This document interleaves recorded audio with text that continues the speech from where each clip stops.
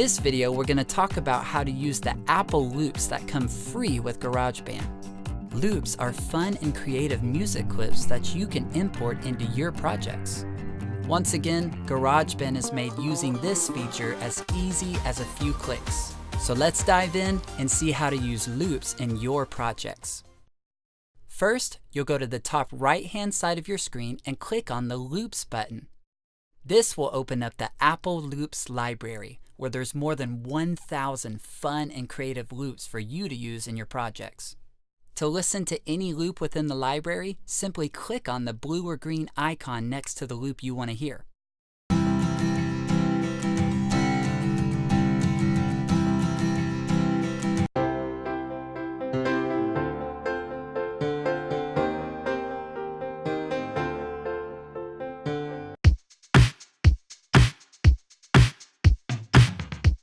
Then, when you find one you like, just drag it right into your project.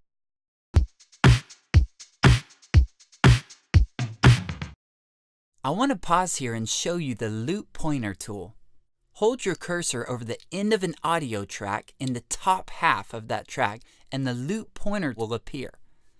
This allows you to drag and duplicate the audio clip as many times as you need to. This is a handy tool, and you can use it with any audio clip, not just loops. You can use it for all of your live audio takes and MIDI takes as well. Now, let's keep talking about how loops work in your project. If you don't have a track set up to drag your loop into, simply drag it into the blank space of your project and it will create a new track just for that loop. Now that I've dragged a green loop into this project, let's talk about the difference in how blue and green loops work. Blue loops function just like any live audio take. So when you open the edit window, you'll see the same options available as you would for any live audio take. Green loops, on the other hand, function just like a MIDI take, which means in the MIDI editor you can adjust their performance any way you want to.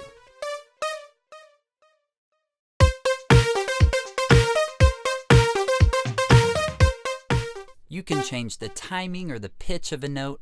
You can even copy and duplicate notes to change up the line.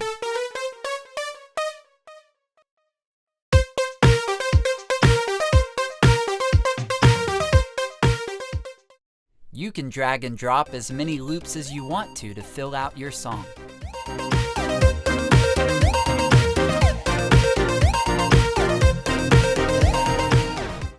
But you have more than just the ability to drag and drop loops into your project. You can add as many MIDI instruments and live audio takes as you want. And you can edit and move those clips into place to really make it a song. Like this.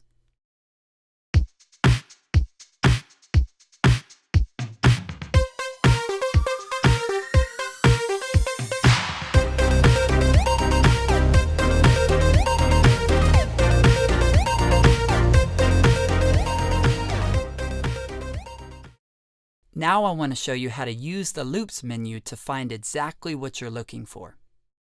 In the left half of the menu, you can choose specific instruments that you want to hear loops from. Maybe you're writing an electronic song and you want to hear synth loops. Click on the Synth button and start listening through lots of cool electronic loops.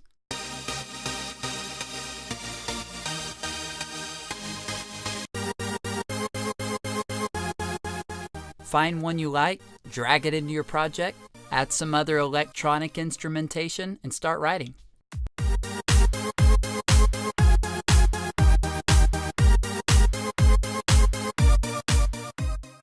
In the right half of the menu, you can click on a specific genre or feel that you're going for. Clicking on the Country tab will pull out all of the loops from any instrument that could be used in a country song. Guitars, banjos, drums, whatever instrument loops are related to the country genre, they'll be in this folder. So as usual, look around, find the loops that you want to use, then just start dragging and dropping to your heart's desire, and write you a country song. I got a banjo, got a drum, but I'm playing them all with my thumb. I used to couldn't play them, but now I can. I'm gonna start a country band, all in garage Hats off to you, GarageBand! But in all seriousness, there's a lot of great country loops in here, as well as a lot of great loops in several other genres. Here's one suggestion on using loops in your projects. Avoid using too many loops at once and creating something that sounds kind of cool, but is also kind of muddy, and a few of the notes clash here and there throughout it.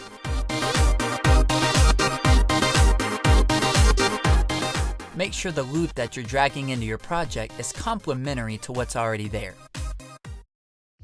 Before we close this video, I want to tell you that Apple loops are royalty-free, which means that you can use them in your projects and actually sell your music without having to ask permission to use the loop and without having to pay royalties for using an Apple loop in your song. The only thing you can't do is sell the loops themselves. So there you have it. Using loops is a powerful yet easy way to add a lot of creativity to your songwriting process. If the session drummer gave you a drummer and the arpeggiator gave you a piano player, then Apple Loops give you another member in your band who plays lots of different instruments, generates tons of great ideas, and doesn't take a pay cut.